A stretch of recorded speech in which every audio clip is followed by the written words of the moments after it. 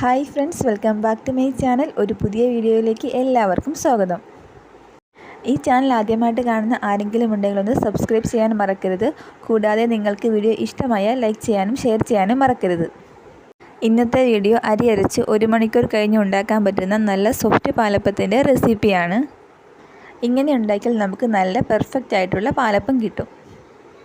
ഇതിനു വേണ്ടി ഏകദേശം 500 ml അളവുള്ള കപ്പിൽ 1 കപ്പ് അരി എടുത്ത് കഴുകി വൃത്തിയാക്കി വെച്ചിട്ടുണ്ട്. നമ്മൾ ഏത് ജാറിലാണോ അരി അരിക്കുന്നത് ആ ജാറിലേക്ക് നമുക്ക് ഈ അരി ഇട്ട് വയ്ക്കണം. ഇനി ചേർക്കേണ്ടത് ചോറാണ്. ഏകദേശം 180 ml അളവുള്ള കപ്പിൽ 1 കപ്പ് ചോറ് എടുക്കുക. അതുപോലെ തന്നെ ചിരകിയ തേങ്ങയും 180 ml അളവുള്ള കപ്പിൽ 1 കപ്പ് എടുക്കുക. ഇത് രണ്ടും അരിയിലേക്ക് ചേർക്കുക. ഇനി ഒരു കഷ്ണം ചുമന്നുള്ളി, അത്യാവശ്യം വലിപ്പമുള്ളൊരു ചുമന്നുള്ളി കഷ്ണങ്ങൾ അരിഞ്ഞത് നമുക്ക് ചേർത്ത് കൊടുക്കാം. പിന്നെ 1.5 ടീസ്പൂണോളം പഞ്ചസാരയും കുറച്ചുപ്പ്, ഒരു 1/2 ടീസ്പൂൺ ഉപ്പായാലും മതി, ചേർത്ത് കൊടുക്കാം. ഇനി ഈസ്റ്റ് ചേർത്ത് കൊടുക്കണം. നമ്മൾ കടയിൽ നിന്ന് ഈസ്റ്റ് വാങ്ങുന്നത് ചെറിയ പ്ലാസ്റ്റിക് കുപ്പിയിലല്ലേ, അതിൻ്റെ അടപ്പിന് 2 അടപ്പ് ഈസ്റ്റ് ചേർത്ത് കൊടുക്കണം. ഏകദേശം ഒരു 300 ml വെള്ളം കൂടി ഇതിലേക്ക് ഒഴിച്ചു കൊടുക്കണം.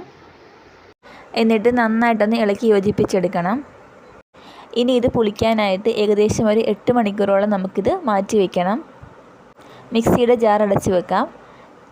രാവിലെ ഉണ്ടാക്കാനാണെങ്കിൽ രാത്രിയിൽ ഇതുപോലെ ചെയ്തു വെച്ചാൽ മതി. ഇപ്പം ഏകദേശം 8 മണിക്കൂറായിട്ടുണ്ട്. നമുക്കൊന്ന് തുറന്ന് നോക്കാം. നന്നായിട്ടെല്ലാം ഒന്ന് പുളിച്ച് വന്നിട്ടുണ്ട്. ഇനി കൂടുതൽ വെള്ളമൊന്നും ചേർക്കണ്ട. മിക്സിയുടെ ജാർ അടച്ച് നന്നായിട്ടൊന്ന് അരച്ചെടുക്കാം. നല്ല ഫൈനായിട്ട് അരച്ചെടുക്കണം. ഇവിടെ ഇപ്പം അരച്ചെടുത്തിട്ടുണ്ട്. നമുക്ക് ഇനി ഇതൊരു പാത്രത്തിലോട്ട് മാറ്റാം. വേണമെന്നുണ്ടെങ്കിൽ നമുക്ക് ഈ സമയത്ത് തന്നെ അപ്പം ഉണ്ടാക്കാം. പക്ഷേ എന്നാലും 1 മണിക്കൂർ നമ്മൾ റെസ്റ്റ് ചെയ്യാൻ വെക്കുമ്പോഴാണ് നല്ല അപ്പം കിട്ടുന്നത്. ഇപ്പോൾ ഉണ്ടാക്കിയാൽ നല്ല പഞ്ഞി പോലത്തെ അപ്പം കിട്ടും. എന്നാലും കുറച്ച് കുഴിയൊക്കെയുള്ള അപ്പം കിട്ടണമെങ്കിൽ നമ്മളിത് 1 മണിക്കൂറോളം റെസ്റ്റ് ചെയ്യാനായിട്ട് മാറ്റി വയ്ക്കണം. ഇവിടെ ഇപ്പം ഏകദേശം 1 മണിക്കൂർ സമയമായിട്ടുണ്ട്. നന്നായിട്ടൊന്ന് ഇളക്കിയെടുക്കാം. ഉപ്പ് വേണമെങ്കിൽ നമുക്ക് ഈ സമയത്ത് ചേർത്ത് കൊടുക്കാം. ഇനി അപ്പം ചുട്ടെടുക്കാം.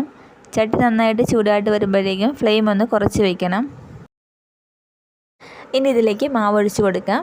ഞാനിവിടെ ചെറിയ 2 തവി മാവാണ് ഒഴിച്ച് കൊടുക്കുന്നത്. എന്നിട്ട് നന്നായിട്ടൊന്ന് ചുറ്റിച്ചെടുക്കാം. എന്നിട്ട് നമുക്കിത് മൂടി വെച്ച് വേവിച്ചെടുക്കാം.